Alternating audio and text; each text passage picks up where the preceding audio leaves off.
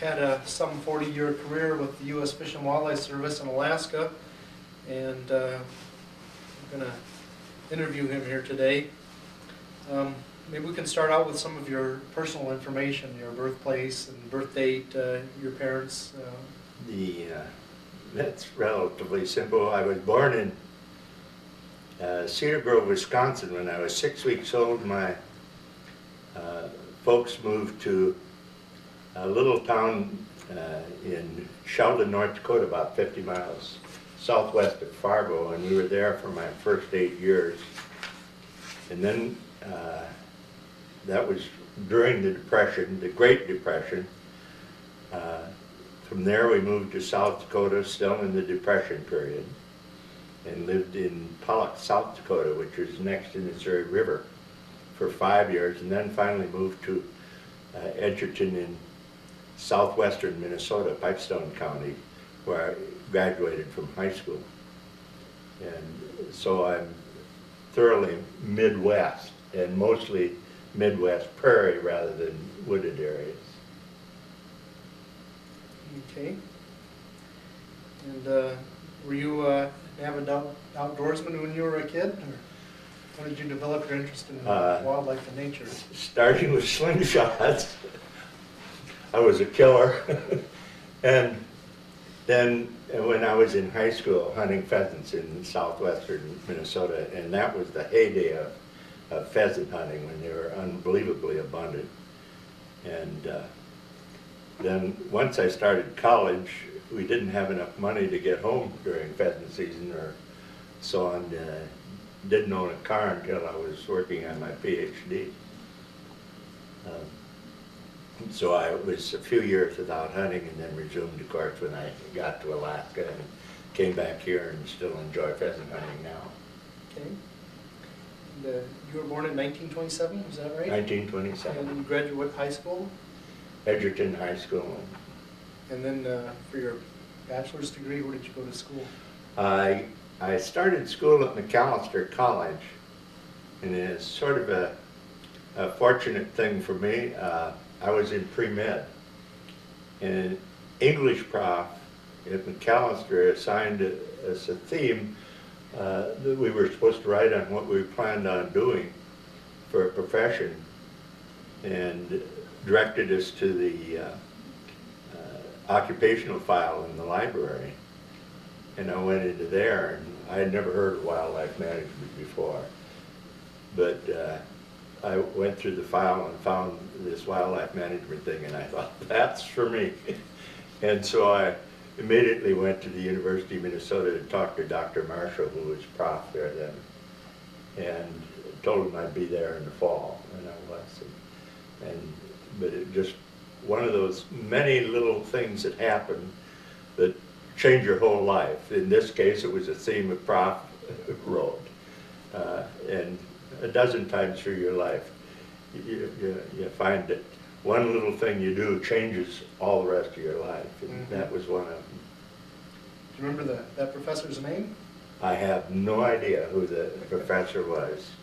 So our profession owes a lot to some unknown person. Yeah. And what year did you start at the U of M then?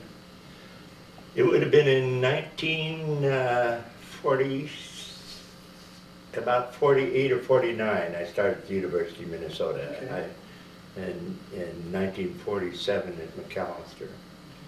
And I was there for about a year and a half at McAllister. And then I got my my degree from Minnesota in 1950, and then took another. I worked part-time for the Minnesota Department of Conservation, and went to school part-time the year after I graduated, and took some some graduate courses in wildlife management. And then I decided you had to work full-time or go to school full-time, and so I applied to different colleges to their graduate program, and ended up going to the University of Alaska, 1951. May 14, 1951 is when I got to Alaska. Okay. What were the other graduate schools you had to choose from? Utah, Jess Lowe was prof there, and I also applied at Oregon where Einerson was. And then a friend working for the Forest Service said, why don't you go to the University of Alaska? And I said, I'd never heard of it. I had already applied to the first two. And he said, well, my friend is prof up there, I'm sure we can get you in. And so I wrote there, and I actually was accepted at all three schools, but I had read too many Jack London stories or something, and decided Alaska was for me. Who was the prof at Alaska? That was, pardon? Who was the professor at Alaska? Actually, the head of the Wildlife Research Unit at the time I applied was Neil Hosley. But by the time I got there, actually, and he accepted me as a student there, he had become dean of the university, and a man by the name of John Buckley was unit leader. And then later on, Buckley and I became quite good friends, and later on he was in charge of the Patuxent Research Center. And during the period I happened to be assigned to the migratory bird station in Maryland, that he was there. So we've kept in pretty close contact through the years. In fact, I talked to him only about a month ago. Okay. Well, Long retired now and in Florida. you worked for a little bit in Minnesota before going to Alaska, didn't you? My first job was with a fishery research crew. My direct supervisor was John Applegate, and probably one of the best supervisors I had, because he was sort of a natural teacher, and so I learned a lot from him about fisheries. And at that time, John Moyle was working for that department, and I worked with him part of the time. And Ray Johnson was head of the Fisheries Research Division. And they were all three really fine people, so I learned a lot that summer. But I was really more interested in wildlife than fisheries, so I got a job working on the following summer, working on a duck lake survey crew with Claire Johnson and Forrest Lee were involved in that. Dick Dorr was head of the federal aid then, and the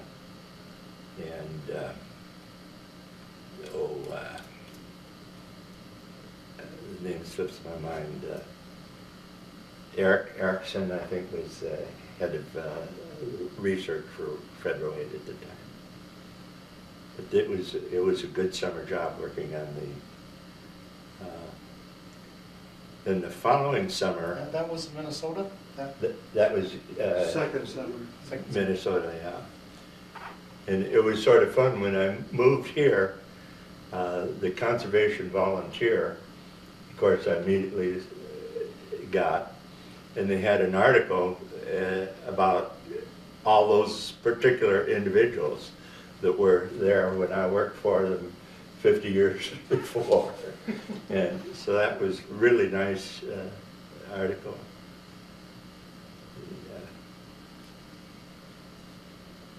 When you went to the University of Alaska Fairbanks, I can't imagine that was a very big school at the time. Yeah. If my memory is right, there were 267 students there, which going from the University of Minnesota, which was then about 30,000 students, going to the university was quite different. It was surprisingly good, though, for the graduate program. And you took types of courses that you might not think of most wildlife. I took 2 courses in anthropology. One was Pleistocene environment, and the other one was Alaska natives. And then both of them stood me in good stead when I worked through the bush Alaska for so many years and worked with Eskimos and Indians there. But, the classes that they did have in wildlife were all very good. But tell me about your master's program. What did you study in? I worked on pine marten, a small mammal. They have them in Minnesota here. Now, I don't think there were any in Minnesota. And before I went to Alaska, I think they had become extinct here and were extinct in much of their original range. But in Alaska, I worked on them. And then after I finished that, I got my master's degree. I worked, no permanent jobs available as usual, and I worked as a temporary, and always had a job available as a temporary. They could get you to work cheap that time. But then I went back to school again and worked on sea otters. So my inclination was to work on mammals, fur bearers in particular, but it turned out that almost all my jobs have been working primarily on birds. I did work for Alaska Department of Fish and Game for a few years, and it was primarily on predatory animals, seals, wolves, sea lions, and so on. What was your study area for the martens? It was interior Alaska, all interior Alaska at the time. I did some work near Murphy Dome, which is about 40 miles out of Fairbanks, or no, about 25 miles out of Fairbanks. I did some work on Cassiar Creek up the Steese Highway, and then I did some work in the Mount Fairplay area. Then I also collected furs or examined furs from fur dealers. And I also trapped, live trapped marten, and to follow movements of them in the Mid-Shumenay area, Castle Lake, one summer. And that particular project didn't turn out quite as well as I had hoped, because we were using a trap line for my trapping that was going to be trapped the following winter by Ray Tremblay. And instead of trapping the next winter, he went to work for Fish and Wildlife Service as a game management agent, and sort of spoiled my study on that particular location. Though I did get some returns from some of the adjacent trappers. You say you tracked marten. How did you do that? What was your techniques? I had live traps. They were collapsible and maybe weighed a couple of pounds apiece. And so we set that on a 12-mile circular line, and the traps were probably a half mile apart or something like that, and all the way around this line. And trapping them in summer was fairly not very productive, really, because there was so much natural food there that summer. It was a high of microteens, rodents at the time, and so that we didn't have too good luck. I guess I caught about 30 animals or something like that. Did you have radio telemetry at the time? Or Pardon? Did you have radio telemetry at the time? That was years and years before any radio telemetry came in. We used fingerling ear tags, or fingerling tags for fisheries, but you used them as ear tags on marten. And they worked quite well, actually. So if you caught a marten, you could identify it, and the trappers that caught them that winter had no trouble finding. They're very, very tiny tags, though, that you put in the ear. But and marten were pretty easy to handle.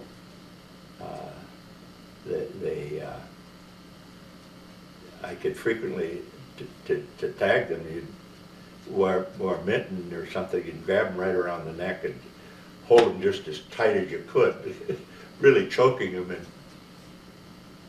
and then put the tag in your ear with the little pliers, shove a candy bar in their mouth and turn them loose. And they'd walk it, they'd go 15, 20 feet away and eat their candy bar rather than run.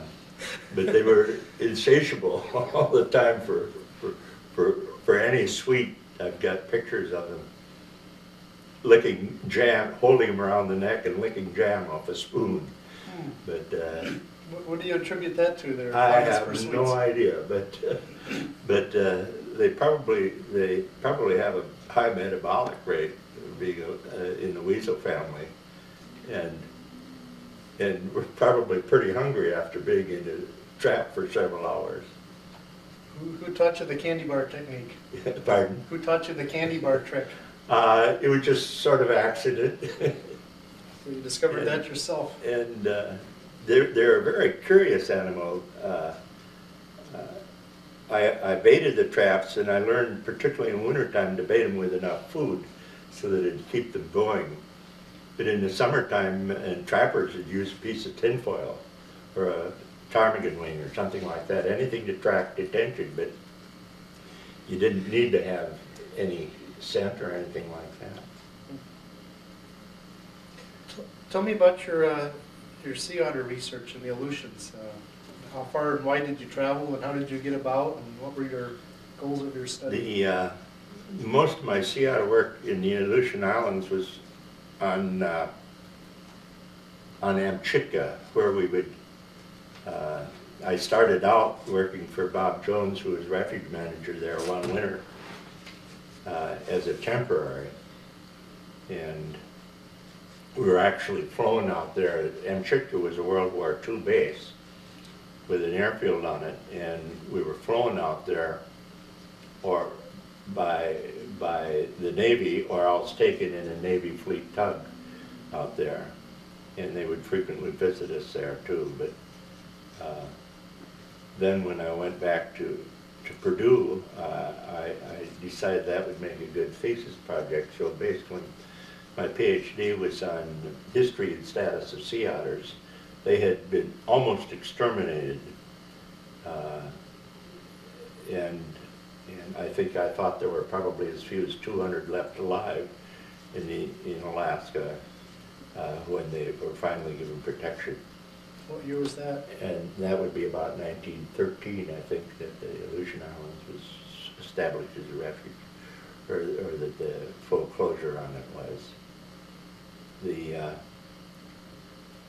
And that project also was sort of what got me interested in collecting Alaskana, because the early literature on the history of exploitation of sea otters was mostly in the Russian literature, and I got access to a lot of that. And, not in Russian. It was translated or. You actually got your PhD then at Purdue? I got my PhD at Purdue. And your professor there was? Kirkpatrick. Patrick. I had sort of the best that Purdue had to offer, because Dr. Kirkpatrick was my major prof, but I shared an office with Durwood Allen. Oh, wow. And it was a very small office. He didn't have fancy facilities, and so we were sitting chock-a-block to each other. And Durwood was a very sharp individual, and I learned a lot from him. And at the same time, I had all the advantages of Dr. Kirkpatrick. And Durwood Allen was a professor there then, or Yeah, another he was a graduate student? professor then. And I left, and the next person to occupy my desk was Dave Meek, who became the wolf expert, working under Allen. His original work was so.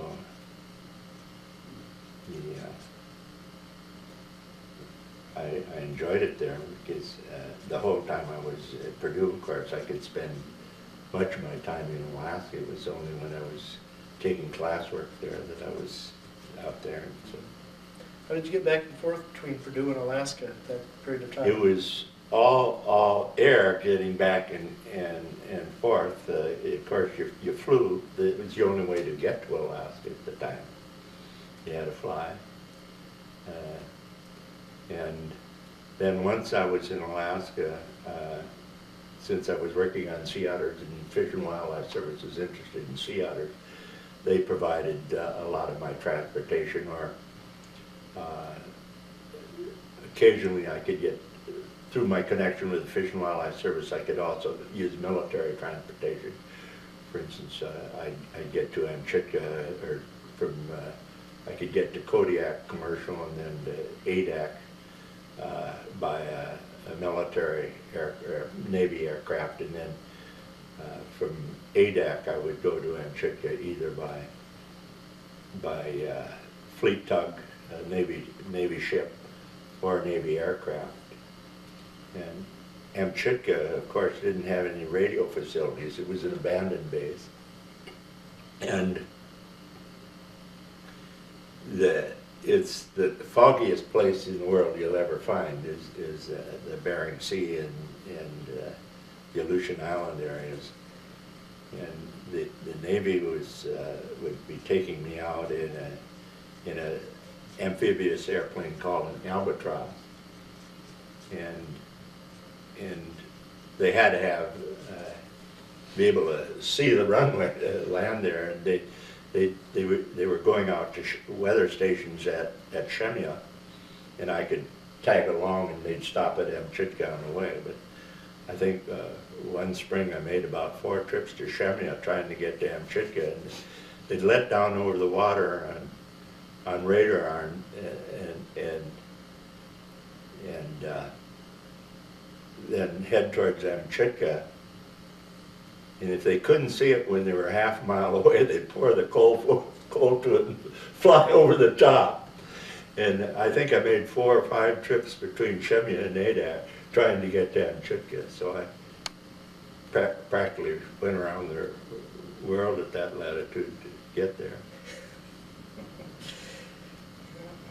Some of those old memories myself. So Pardon? I have some of those own memories myself. Yeah. Flying into One year I Hawaii. was out there working with Bob Jones, who was refuge manager at the time, and assistant refuge manager was Dave Hooper, and a native Allie was working for us was Bill Gawley, and Jones had an ambition to travel the whole Aleutian Islands in a Cape Cod dory, open Cape Cod dory, and he was going to go from Amchitka to Adak in this dory, 18-foot dory, which was very slow and hazardous from my point of view. And he and Bill Gawley and Dave Hooper took the dory, and I allowed, the Navy was willing to fly me out. I told Navy. They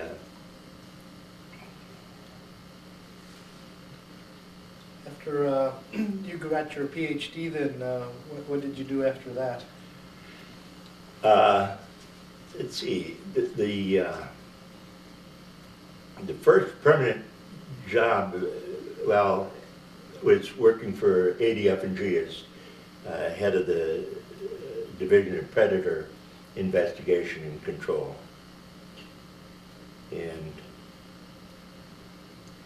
And I actually had finished all my work for my PhD, but you didn't complete your thesis, or I completed a draft, but then the work for ADF&G let me get more data, so I dawdled like a lot of people do in getting their thesis in.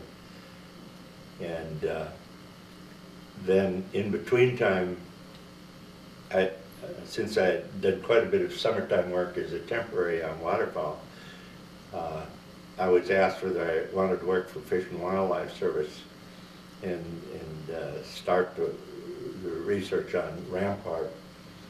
It was a dam on the Yukon River.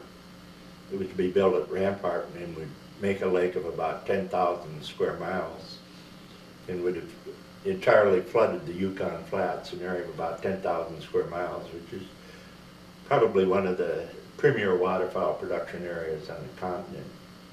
And so I elected to do that. But that was a split assignment. I was working on the Yukon Flats in the summertime, now the Patuxent Research Center in the wintertime. So I was 3 years on that. That was 1960 to 64 actually. And then when that project was finished, I really had no plans. I didn't really want to stay in Maryland. And so I took the first thing in Alaska that came open, and that was refuge manager on the Yukon Delta, and I stayed 11 years there working on waterfowl also. It wasn't the Yukon Delta then, was it? It was Clarence Road Refuge, named after a former regional director who had gone down in an airplane crash and had never been found. He was actually not, the plane, it wasn't found until sometime in the 1980s, I think, that they found it, but it was named after Clarence Road. And then that was a great place. The coastal area of the Yukon Delta was really fantastic habitat, primarily for geese and eiders. They had most of the world's population of black brant, emperor geese, spectacled eiders on that little coastal fringe. Cackling Canada geese was a bred were there. Let's see, cacklers, emperors, brant, and eiders, and every one of them was the major habitat for them. In some of our census areas at that time for brant, we had 2-acre census plots, and I think on one of the plots one year we had something like 56 or 57 nets in 2 acres. Really fantastic densities. So it was a nice place to work. How much of a staff did you have then?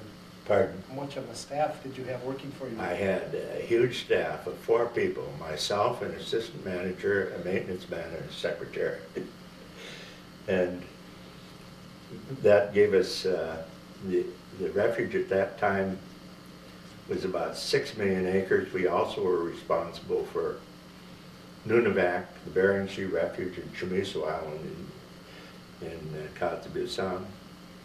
So we had, each of us, including the secretary, had about 1.5 million acres. Then actually, I left about the time I left the refuge, actually in '75, the process for the Alaska National Interest Lands Conservation Act was already in, and we already had plans in increasing the size of the refuge and more than doubled it under that act. And you were responsible for writing the environmental impact statement for that? And I wrote environmental statements on for most of the new refuges, and I was the only one. I wrote it for the Yukon Flats. That was the first of the impact statements to be finished. I was the only one who had ever worked on the ground there on a project, and I had several summers working there. I was the only one left in the Fish and Wildlife Service that had ever worked on the ground in the Untitled Refuge.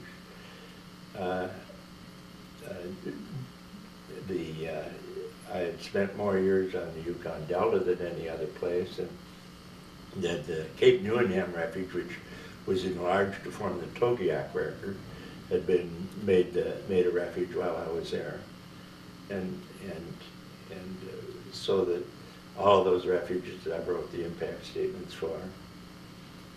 And these were all either created new or expanded in 1980, They were all was created. that right? The legislation originally proposed by the Interior Department was I think went in for about 22 million acres, enlarging the new refuges. But then through the controversy, and the Fish and Wildlife Service ended up as sort of the compromise agency. And so instead of the 22 or 24 million acres that we had our original proposals went for, we ended up with 52 million acres. And there's sort of an interesting way that some of the 52 million acres came to be, because when I was writing the impact statement for the Yukon Flats, at that time the proposals were going in, about half was for the Forest Service, half was for the Fish and Wildlife Service, or a third and a third, and about a third to the native organizations, and the management for an ecosystem, which was a very precise natural ecosystem, didn't make sense. And so I drew a line around the whole shebang and said, this is the area of ecological concern, and the different people working in this should work cooperatively on its management. So that when the final legislation came out, the conservation organizations got more land. They used my outer boundaries as the boundaries of the refuge. But the area of ecological concern. But this idea sort of, I was interested in. It seemed to work so nice on the Yukon Flats. It worked very well on the COWCH and on the Unoko, and so actually the final legislation took my areas of ecological concern in each one of the areas. So sort of by accident, I created the boundaries that gave us an extra 30 million acres. One of the things that nobody really knows about or how it happened, but Don Young, the representative from Alaska, of course, when the original legislation went in, we'd been directed to, the Secretary of Interior had been directed to select up to 80 million acres for any one of the forest systems, BLM, Forest Service, Park Service, and Fish and Wildlife Service. And the Secretary Morton, Undersecretary Morton at the time, we were actually, instead of 80 billion acres, we went for 84. And Don Young made a big fuss about that, and so he said it'd be some compromise between 84 and whatever he wanted, and so he put in a bill for 16 million acres. And that gave the conservation organizations were very happy with the 84 million acres. But when Don came out with that 16 million acre proposal, they said, sort of, it'll be a compromise between 60 million acres and everything we want. So they went in for something like 130 million acres altogether. That's why it increased so much. And they got everything they wanted. Secretary Udall was in Congress at the time, and a lot of it, John Dingell, were all ardent conservationists. And little things. Little things, yeah. Change. But a lot of the, I gotta turn, all right, let's just take a quick break here then. Well, that's great. So So a lot of the new refuges then that came into existence along the Yukon River, a lot of the data for recognizing the value of those refuges came out of the Rampart Dam study, is that right? The Yukon Flats data there were two important sources of data for the selection of refuges. The aerial surveys that have been done each year for waterfowl were a primary source of data because we had really good population data from aerial surveys on all major waterfowl areas in Alaska. There had been a little bit of preliminary thinking about seabirds, primarily by Jim Bartnick and Jim King. So we had some pretty good information on. I think we're going to have to shut up a song, but that's no problem. But at any rate, then in the summertime we had field work. Like I had spent a summer on the Juneau banding waterfowl and doing nesting studies there. I'd spent several summers on the Yukon Flats. Other people had been in the Silo area and on the Yukon Delta. And so we had some pretty, and then the Old Clarence Road on the Yukon Delta where I had worked. And while I was there, I had also worked in the Cape Newinam area. So basically, we had a big advantage over other agencies in that we really had good information on the wildlife of each one of these areas from both ground studies and from aerial surveys. And the aerial surveys now are still continuing on the same flight lines that were established in 1956. And so it's an outstanding data set that is still being very well put to use. The original aerial surveys, actually, my first experience in Alaska was flying aerial surveys. Bob Scott was the federal aid biologist at Fairbanks at the time, and I flew aerial surveys in 1951 with him and saw most of the areas. But it was not until 1956 that Hank Hansen, a former waterfowl supervisor, established the permanent flight lines.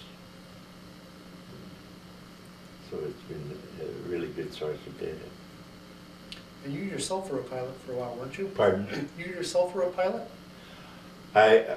When I flew for the Fish and Wildlife Service when I was on the Yukon Delta for 11 years. I flew as pilot refuge manager. How did you get your training? I got my training when I was in Maryland, actually.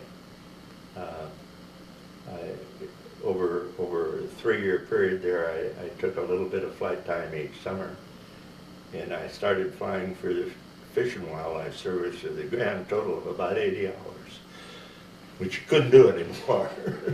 Reasonably safe. On the Yukon Delta, if your engine quit or anything else, you're almost certain to come down on water. And so nearly all my flight time was on floats. It was a good place to fly in the summertime. In the wintertime it was poor, and I didn't fly normally in the wintertime. What were your living conditions like? You were in Bethel then, I assume?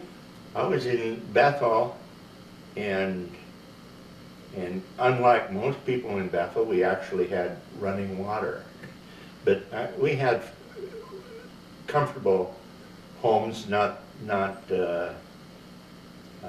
as good as they have now. They've been replaced. But for Bethel standards, they were very excellent and better than anything I had had as a student. So it was not a bad place. when I moved to Bethel, there were 1,100 people there, about, and most of them were Eskimos, Yupik Eskimos. By the time I left after 11 years, I think the population was about 1,800. But it grew quite rapidly after I left, and I think now it's somewhere around 6,000. But one thing hasn't changed. Bethel is still about 400 miles from the end of the nearest road. The only way you get in and out is fly.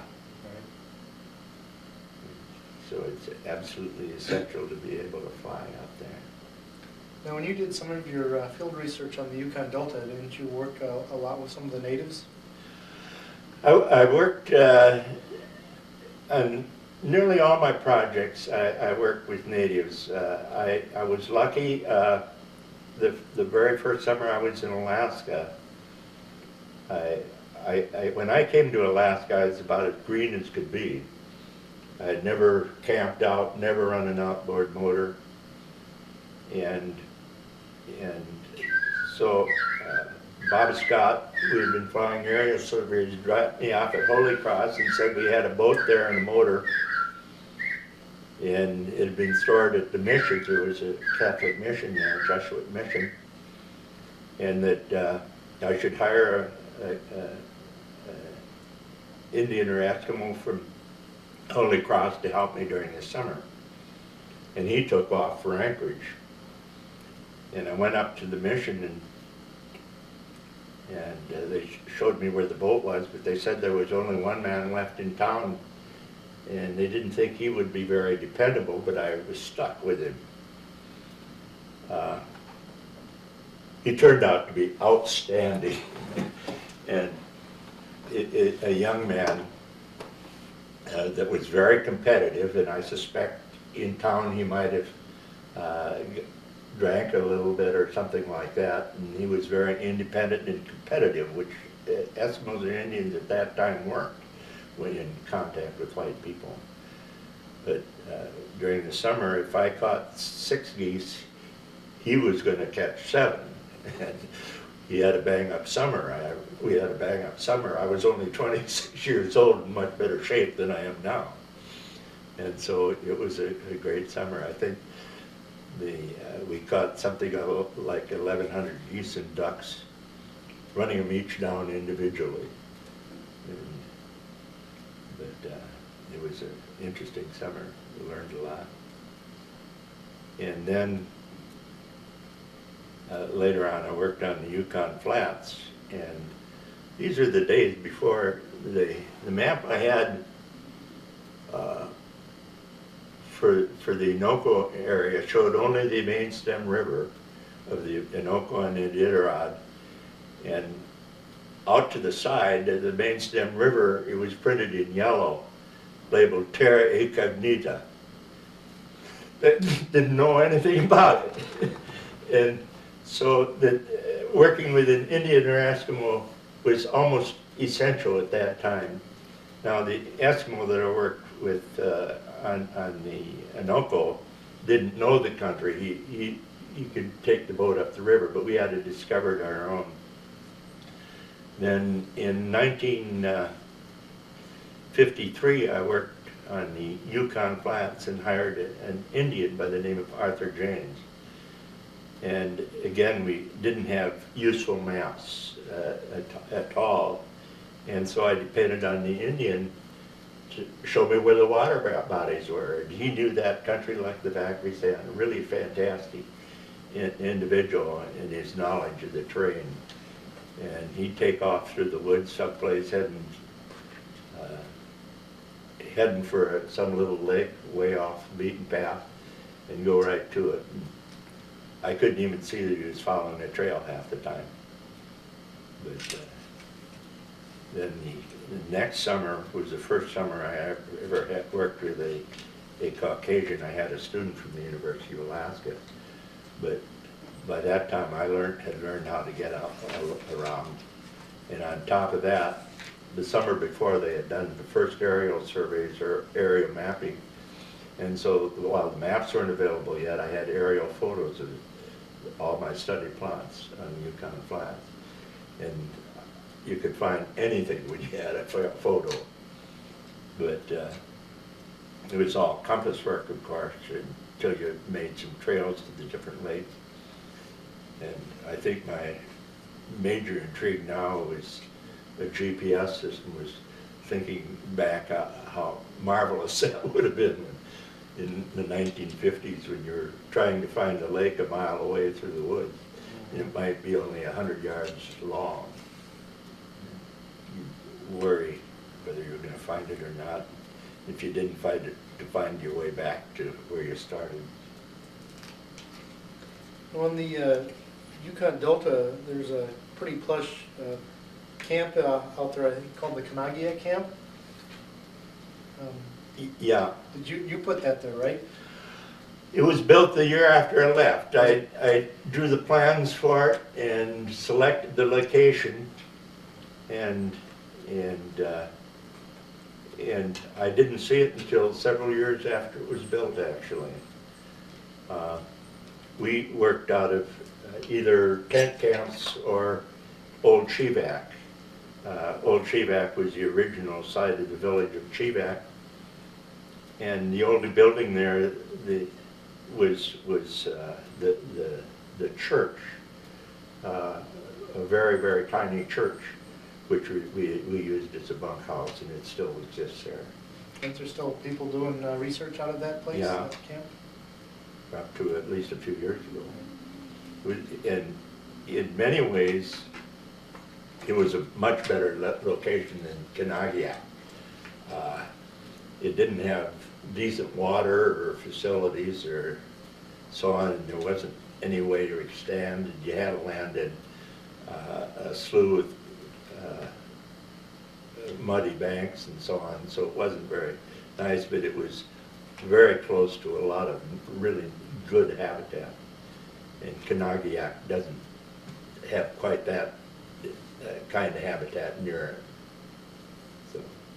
There must have been hundreds of biologists though that have gone through the Kanagia camp for Oh, a yes. few weeks of their Kanagiak and Old Cheevac too.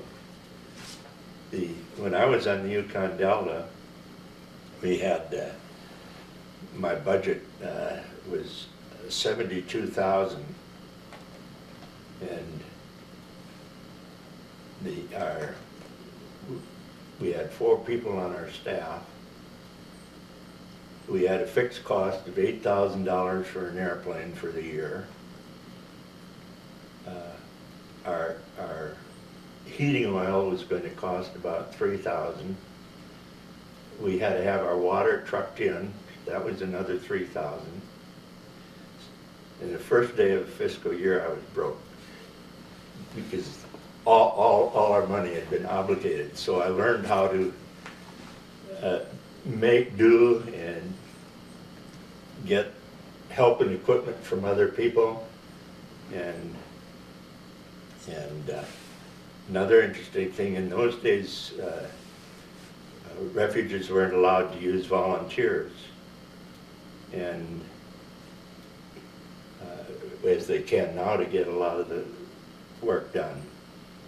But there's more than one way to skin a cat. And we could write cooperative agreements with universities.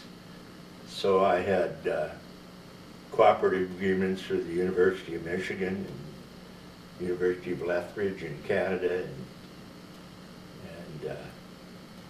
University of California. They would send students up and they'd start a master's degree or a PhD degree working for me on the refuge. And once they got their project started, they were doing just exactly what I wanted them to do, really. And so it really worked out very well, and a whole lot better than paid temporary, probably, because nothing is equal to the slave labor of a graduate student. Who were some of the graduate students that worked on the Yukon Delta while you were there? What did they study? Pete Nicholson got his PhD working on cackling geese. Chris Dahl got his master's working on spectacled eiders. Margaret Peterson got her master's degree working on loons.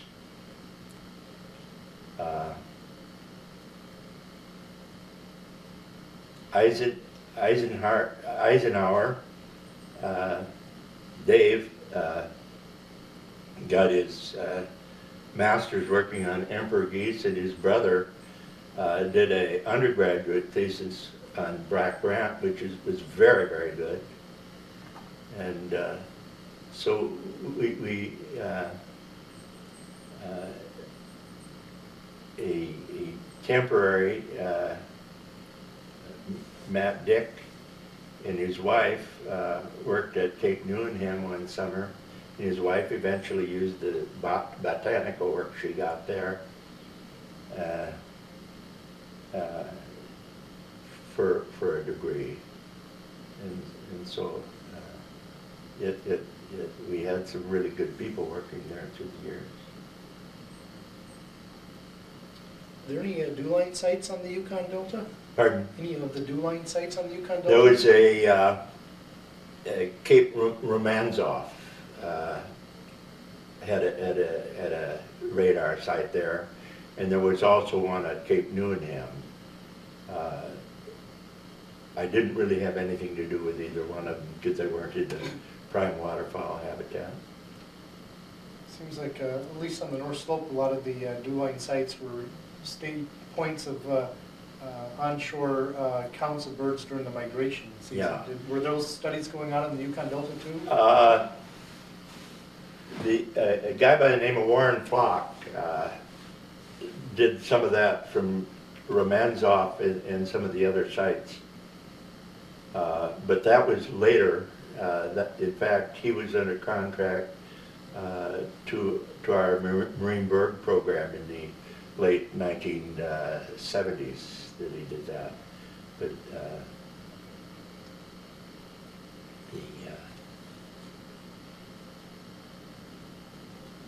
Romanzoff was the first one to have high frequency radio, VHF radio, that we could use as a flight thing there. Otherwise, all our radio at that time was HF, and communication could be pretty bad.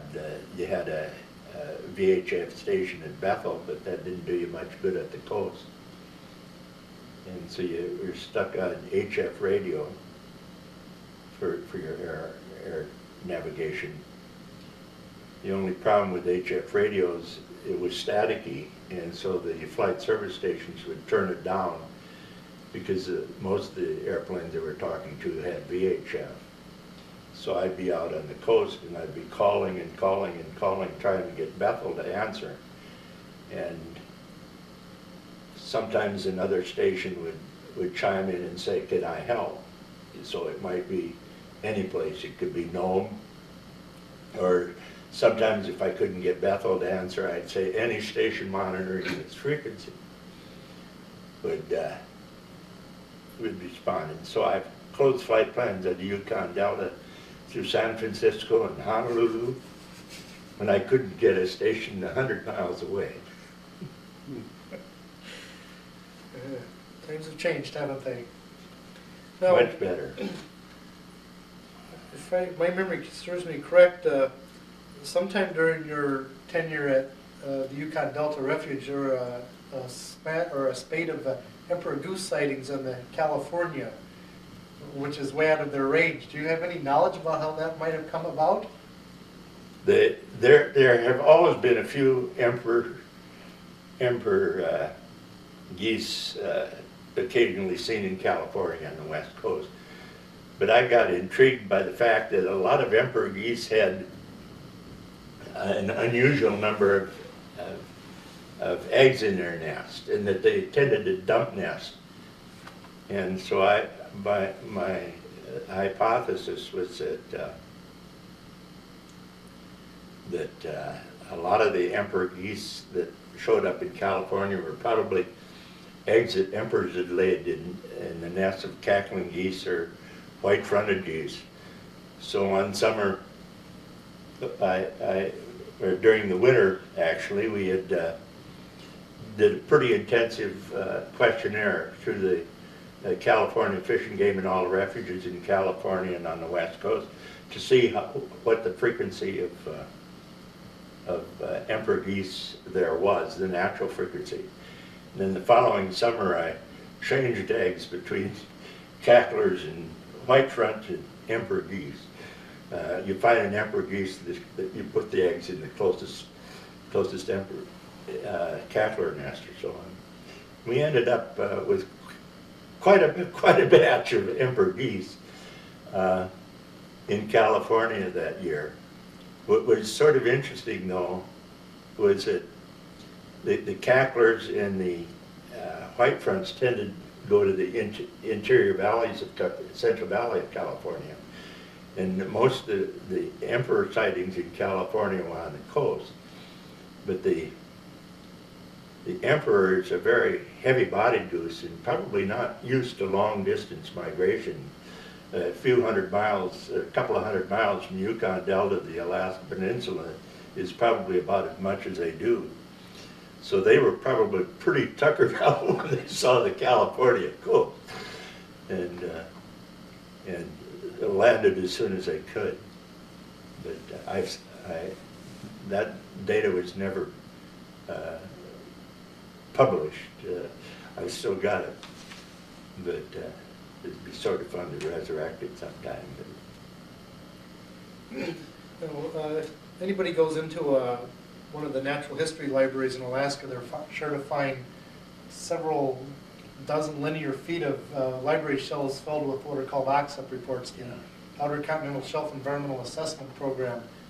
You were the principal investigator for that, weren't you? I was a principal investigator in quotes. I ran the project and wrote the proposals for the different work, but then hired other people to do most of the field work. I did a lot of the editing and the planning of the studies and so on. So either I or Jim Bartnick were principal investigators, but the actual investigators were a lot of very young, astute biologists. And it was a really fun project to start because I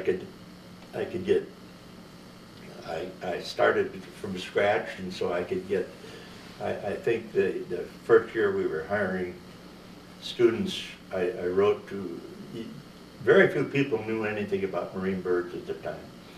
So I wrote several profs that were friends of mine and told them about this project we were starting. And that I had a lot of temporary positions and eventually some permanent positions. And I wanted nothing but good students, and I got applications, about 150 applications of students who were practically all straight A's. It was just a fantastic group to start out with. What year did this start out, this program? 1975. I had just moved, I had just come in from the refuge to start a program called the Division of the Fish and Wildlife Service, which is now defunct, called the Biological Services Program, which was divided into several sub-programs. And the program that I was to start in Anchorage was called Coastal Ecosystems. And it was going to be a two-man shop. And the way biological services operated is that you contracted all the work to be done by consulting companies, and you run the project. But I was already working in the capacity as project leader for coastal ecosystems, but still my employment papers hadn't been switched. And I got a call from NOAA people in Boulder, Colorado, saying they were putting an RFP for work on marine birds, and could I help them list professors or people, universities that could probably bid on these projects. And then later on they wanted me, I helped them with that. And then they wanted me to serve as an advisor, put a committee to judge the merits of the proposals that did come in. And they had about $1.5 million to spend on marine bird projects. And so that when the proposals came in, their RFP, first of all, hadn't been very good. It didn't really explain what was needed. And there weren't many people knowledgeable about marine birds, so they didn't get too many responses. And the responses frequently weren't very good because people didn't know how difficult it was to work in remote areas of Alaska. So I put this team together, Jim King, Jim Bartnick, and Chuck Evans and myself went all these proposals and we built a matrix showing what information was already available, which was almost nil, what would these proposals would do for the information we needed and how big a gap we were going to have. And it was obvious that the proposals we had, I think there was probably about $300,000 worth of proposals, somewhere between $300,000 and $400,000, which were acceptable, only if they were beefed up with money. We told them that, we went to the Source Evaluation Board and told them these were proposals, but they hadn't asked for enough money. It was cost more to work in Alaska, and that we should accept the proposals but recommend that their budget be increased. They said, well, they've got to eat it. And we said, they can't eat it. These are university people. And if they don't have money, they don't finish a project. And so they finally agreed to that. And they had proposals for about $400,000. And I said that you should go out with another RFP because this big blank. Need for information exists, and they said we don't have time. We want these projects started, and I had anticipated that, so I'd already talked to our Washington office and asked whether we might bid on it, and they were fine. So I bid on. And I told them that when they told me they didn't have time to go for an RFP, I said, you ought to ask the Fish and Wildlife Service to pick up the pieces.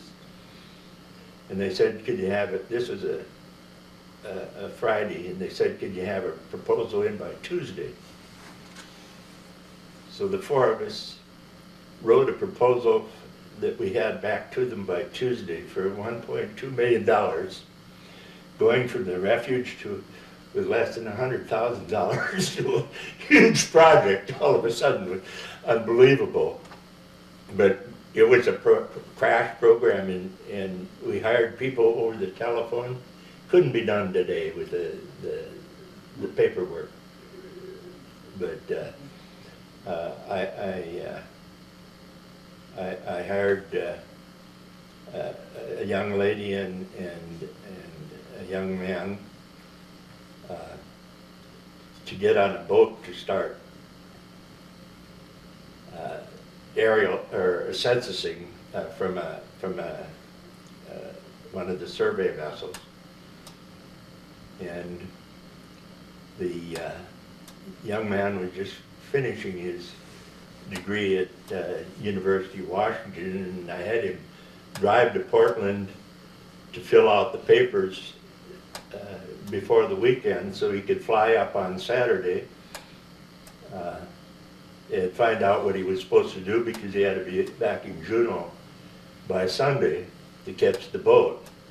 And the young lady that was gonna work with him wasn't gonna be able to get to Anchorage. She could get to Juneau in time to catch a boat. So it turned out the young man was Scott Hatch, who's now got his PhD. The young lady was Becky Timpson, I forget which university she went. And that fall they turned in they were hired just as temporary. They turned in a really superb report. And by that time I had got to know Scott quite well, and so I thought he was probably the primary author of the report, and didn't give Becky the credit she deserved. But at any rate, that fall we had a little bit of time, and so we sent Becky to Point Barrow to do a little work on fall migration of waterfowl past Point Barrow. And so instead of stopping at Anchorage and writing a report, she headed right back to Seattle. She wanted to climb mountains or something. And I figured, well, that was 10 days shot. That spring, I got her report. And from her 10 days at Point Barrow, I think she could have got a master's degree with the report she wrote. She had done a thorough search of literature. And obviously I had teamed up two very, very bright people on that project. What was the impetus for the COWCH studies? They wanted to explore for oil off the coast of Alaska, and much of the coast of Alaska has pretty good potential for oil off of it. But these were environmental studies to try to find out what the environmental damage would be done from the oil development.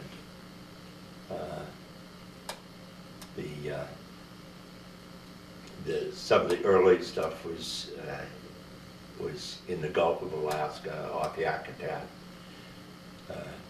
Then they did quite a bit of work in the Norton Sound, but none of the oil, offshore oil. The best prospect probably was in Bristol Bay, and the state, I think, finally bought the leases back because they just, the threat of environmental damage was just way more than the oil could be worth, with the world's major world fisheries in Bering Sea and in the Gulf of Alaska oil development. And you could see what happened when one tanker in Exxon Valdez went down.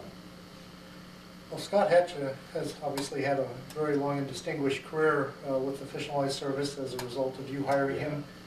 Who are some of the other people that you hired, and what are they doing now? Some of our early staff members are Margaret Peterson, has worked on a variety of projects on waterfowl, both primarily on eiders, but she's also worked on seabirds. Colleen Handel now is sort of heading the marine bird, the non-game bird project for Fish and Wildlife Service in Alaska.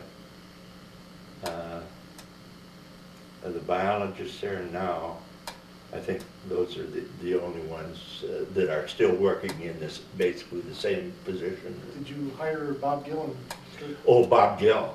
Bob Gill was one of my project leaders for shorebirds. And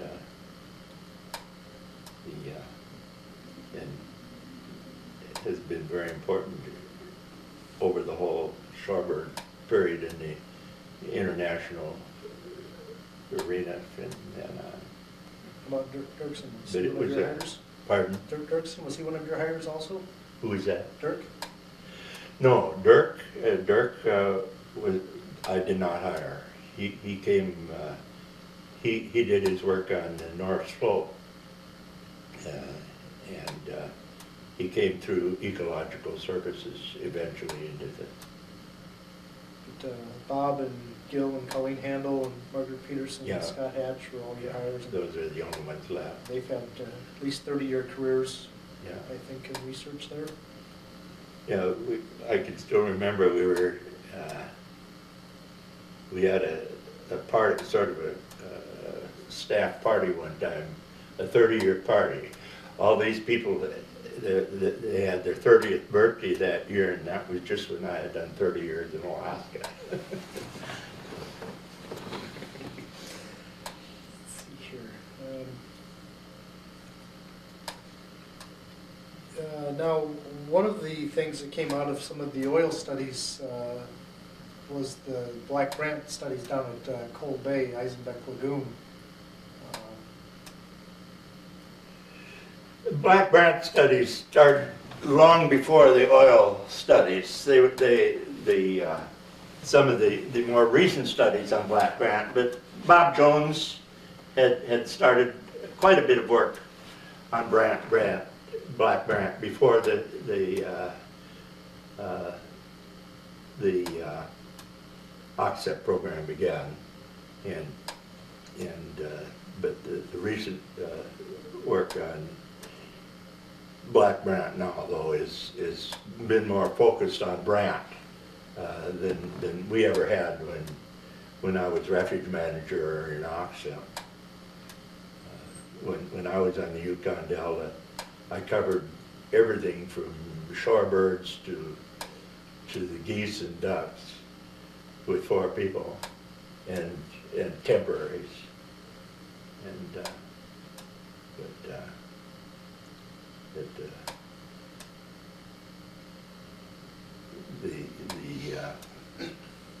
Altogether, though, I think I don't know of anybody working for the Fish and Wildlife Service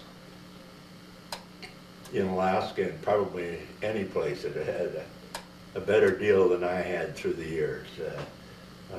Just a lot of interesting people to work with, and a lot of good people to work with. A lot of projects, the OCCEP project, you got in on the ground floor. The Rampart project was an important thing. The National Interest Lands Conservation Act, the work I did with that. Not many people get a chance to work on that many projects that are really both interesting and important. So you started out working with fish, then getting into the mammal work that you wanted to do, but ultimately it was mostly birds. Let's see if you had any of that to do over again. Is there any of it you would do over or redo? Not really. I'd sort of like to have some of the advantages that people have learned a lot about wildlife management from the time I started, and the equipment you've got to work with. But actually, I couldn't have done any better in my career than I had. It was just really a great. Get another one going here. Okay, let's pause it for a second here.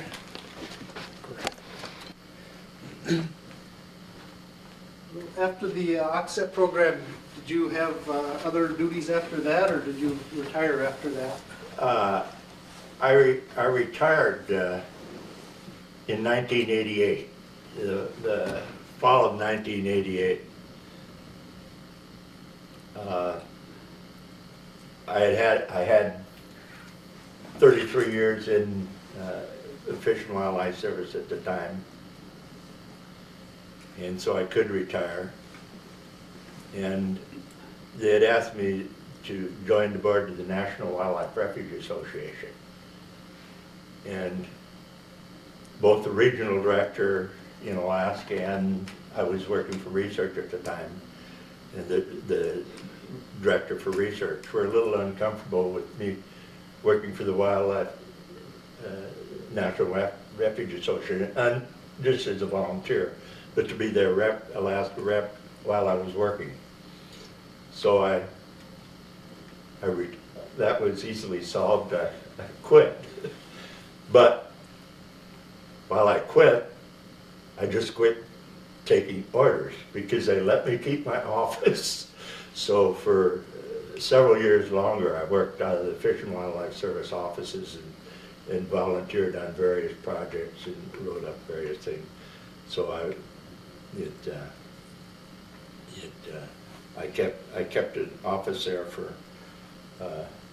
about 10 years after I retired, window office to boot. So you can't much beat that. But The last couple of years, before you retired, you helped out on the Eisenbeck goose studies. yeah, that was after I well, let's see, that was before or after, both actually. I helped out on Eisenbeck. Dave Ward was running the study. In fact, I was just looking at some of the reports from that a couple days ago. That was an interesting project. But I think that was after I retired. Well, what is your most memorable event of your years in Alaska? Oof. I wouldn't know. There were so many memorable things. Some of the very early years, because it was so totally new to me, were pretty interesting. Working with the Indians and Eskimos, like you'd spend all summer on the Yukon Flats with an Indian, or I spent several months on Amchitka with an Aleut man who was a remarkable individual. But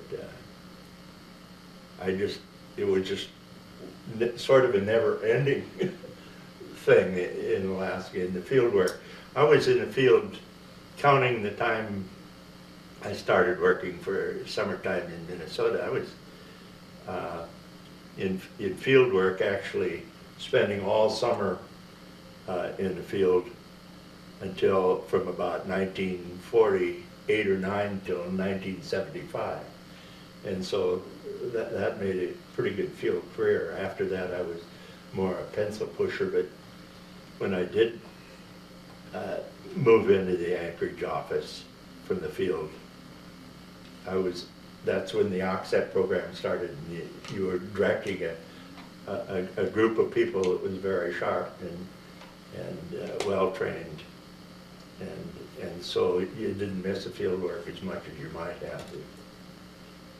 And I knew what they needed, having been in the field myself. Of all the places you've been in Alaska, are there any ones that just really stand out as the most interesting or intriguing to you? The different parts in Alaska,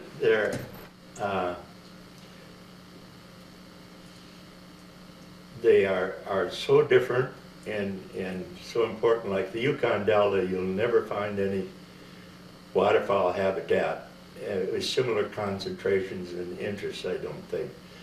The Yukon Flats, on the other hand, was an interior area and totally different experience, and both of them were great.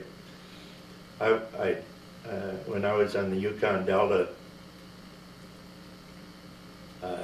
one time Sir Peter Scott visited the Delta with his wife, and he'd been all over the world looking at waterfowl areas. He was one that established Slimbridge in England.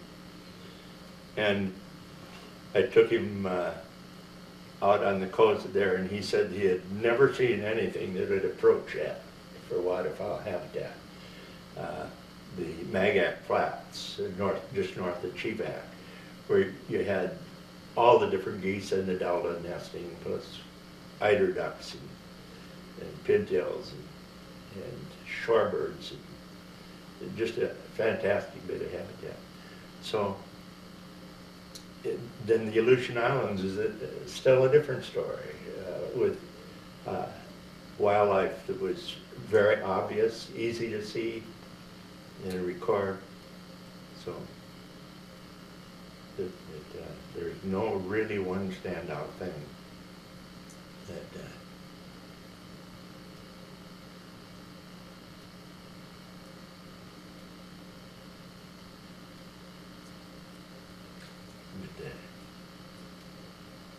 I suspect that my primary, while I worked, why I kept plugging along after I was retired, doing basically much the same thing as I did before. I still keep a checklist of birds I see or animals I see and try to figure out why things are as they are. I tend not to read the Journal of Wildlife Management or some of those journals as much as I did. I checked each issue for articles written by friends of mine or on subjects that I'm particularly familiar with, but an article on deer in South Carolina isn't as interesting to me as something I might catch on sea otters or something like that. Well, you're still working on some papers yet, aren't you? Actually, other people are working on the papers more than I am. They've resurrected a couple of early manuscripts I had on Brant that were never published, but they're updating and revising them, and hopefully they will be published. One of the fun things I'm doing right now is typing up my old field diaries. They were, it's sort of fun going back 50 years and typing up diaries that so that they might be useful to somebody else, because my abbreviations and spellings would not always be recognizable to other people, and so I making corrections as I go in additions. That's been sort of a fun project I've been involved now, and I'm just starting on another project and sort of a historical summary of what's gone on in the National Wildlife Refuge Association, which is an organization that primary focus is on protection and management of wildlife refuges. And I think it's a non-profit NGO organization. So I keep busy one thing or another. How did you end up here in Buffalo, Minnesota in your retirement? I have a sister living and several nieces living in the suburbs of Minneapolis. But then I have one niece and her husband, who I have most in common with, happen to live near Buffalo on a farm, which is not farm, but it's a lot of woodland on it, and some of it restored to native prairie. And I was knew that eventually I might want to move back to the States because of health reasons. Alaska wasn't the place. I didn't particularly want to end up my life in Anchorage when I couldn't get out and see things. So I was down here visiting my niece and her husband, and then didn't have anything to do one day, so I called a realtor and said I didn't intend to buy right now, but I might in 3 or 4 years. And he was willing to show me properties in a radius around here. And I found this place here that seemed so much better for my needs than anything else that I bought it. And on the spur of a moment, and then moved down a few months later. But this is a pretty good location. It's out of the main city. It's close enough to Minneapolis, and so you can't go there, except I don't. I'm not used to driving freeways, particularly busy freeways. But here I have easy access to the west. I have a niece in Brookings, South Dakota. Some of my old stamping grounds in southeastern Minnesota, and so this is a pretty good location, central to me. When was the last time you were in Alaska? I was in Alaska just last winter. For many years, I've been on the recovery teams for spectacled and stellar titers, which are endangered species.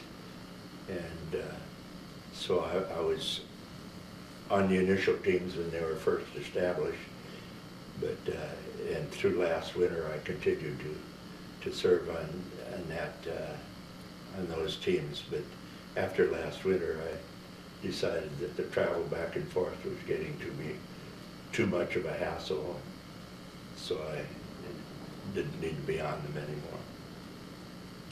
Well, you must have seen some pretty incredible changes in Alaska with the oil pipeline getting developed in the Prudhoe Bay fields and the increase in population there. And what are your thoughts on that? When I came to Alaska in 1951, the end of the Alaska Highway in Fairbanks, and past Fairbanks to the University of Alaska, was the only blacktop there. The only blacktop street in Fairbanks, everything else was dirt. In Anchorage, I think it's 4th Avenue was paved, but everything else was gravel.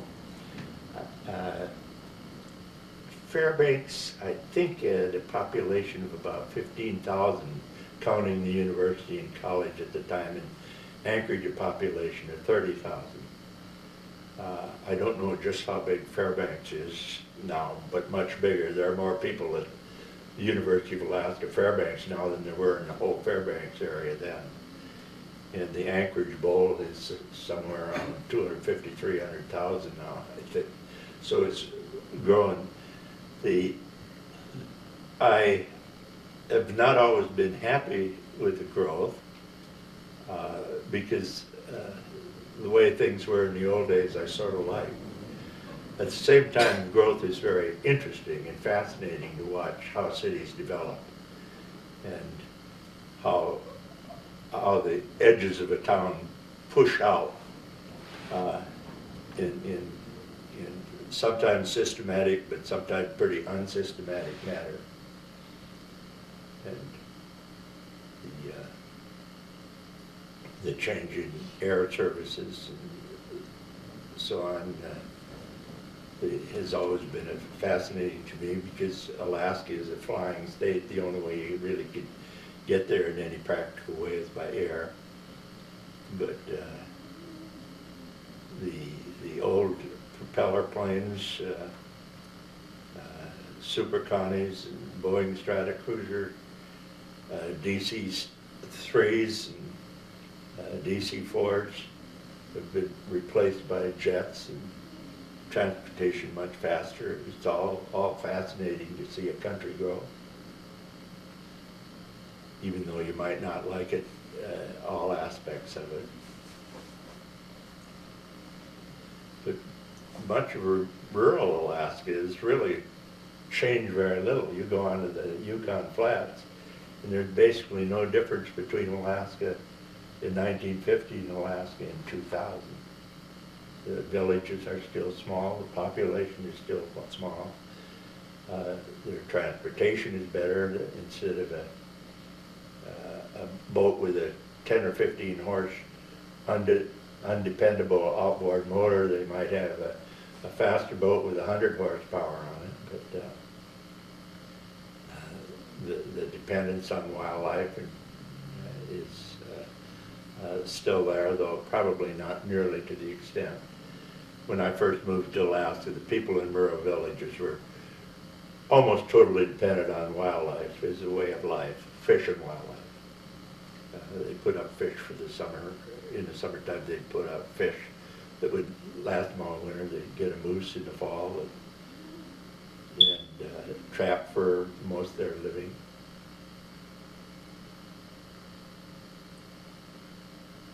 That was an interesting way of life.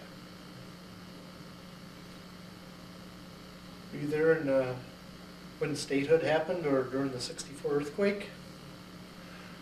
I was there when statehood happened. When I can still remember when it became official. I was in a hotel in Dillingham, staying overnight. I was on a field project. And some drunk had passed out just below my window. And every little while he'd wake up and holler, "Hooray, Statehood!"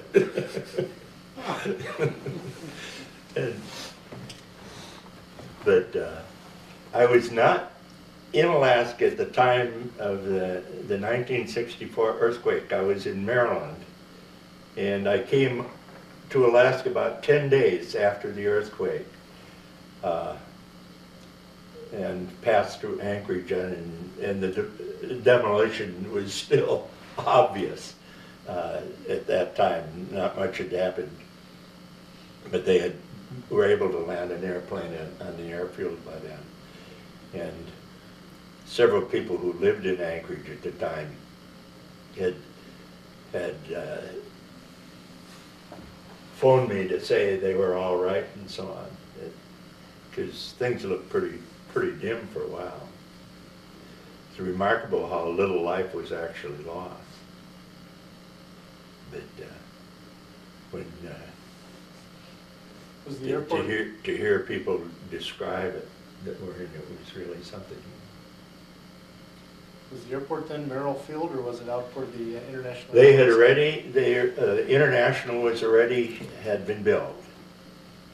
It wasn't near the size it is now, but it was the main airfield then already. Lakewood and Spenard, big Lakewood cities. was active then. In fact, Fish and Wildlife Service base on Lakewood was already in existence in 1951 when I first moved in Alaska. And in the first few years in Alaska, just about everybody working for the Fish and Wildlife Service could fly. They had to, because they were covering a remote state. I think they had something like 47 airplanes at the time. A lot of them, a few of them have been seized from poachers. A lot of military surplus airplanes. We had Grumman Gooses and Grumman Legions that had been obtained from the military. We had an airplane called a YL-15, which is a military airplane. Some of our early airplanes were one called a Norseman, another one called a Gullwing Stinson. We had the first small airplane I ever flew in was a Stinson station wagon, but it was quite a fleet. But the game management agents, the game warden branch, they were stationed all over the state. They were in McGrath and Dillingham and Nome and Kotzebue, and each one of them had to have a plane of their own. And by that time, Cubs were coming in, and Piper Pacers were the workhorses. And it wasn't until later that we really seriously upgraded to the Cessna 180, which was much superior to anything that had come before.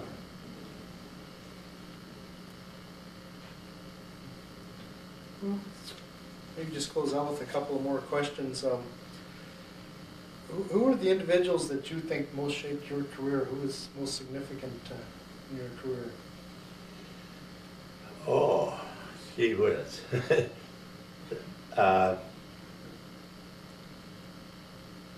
There are several I thought were significant in one way or another. The people that I worked for. John Buckley was unit leader at the University of Alaska when I got my master's degree, and he was very significant in my career. But then working for the Fish and Wildlife Service, Hank Hansen, who was waterfowl supervisor, that I did a lot of my early waterfowl work for, was a great supervisor. He gave you a general idea of what you wanted done, and they gave you a TR book, a travel request book, and a purchase order book, and you were on your own. And it was a really nice way to work. It doesn't happen very often. And then another really great supervisor was Dave Spencer. While I was on the refuge, and of course I had worked with him, while both worked indirectly for him while I was working on sea otters, so I knew him for years and years, and really an important figure in Alaska conservation. Bill Marshall at the University of Minnesota, when I was doing my undergraduate work, was an outstanding teacher. And I often thought that I had an advantage of some of the other students that I was at the University of Alaska with because of the work I had done at Minnesota. And so I've through the years, I've really had a lot of really good people to work for and work with. And I think of all the bosses I've had, I've only thought one of them wasn't up to snuff. And he sort of irritated me because I thought he was bright enough, he just wasn't honest. Well, in your opinion, who do you think were the individuals who most shaped the development of the field of wildlife management during your career? Say that again? Who do you think what individuals were most significant in shaping the field of wildlife management during your career? That I worked with? Or just in general? People in general. Alan Leopold obviously had to be the top of the line. His book on game management, I think, would still be a useful text, written in 1933. And while I never knew him, his book and the things he did and stood for have really been influential in the field. Durward Allen was important in the field, and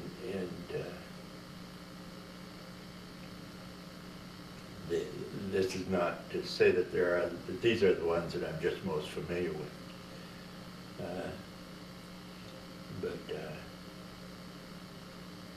You must have known some of Leopold's students in your career. The only one that I'm aware of really that was Leopold's student was Dr. Kirkpatrick at Purdue University. And then I was, another interesting thing when I was at Purdue, my office was next door to that of Carl Leopold, who was a botanist, a son of Aldo's. And then when I was in Alaska, I got well acquainted with Starker Leopold, who had done some work in Alaska. Excuse me. Sure. Thank you very much, Cal. This is called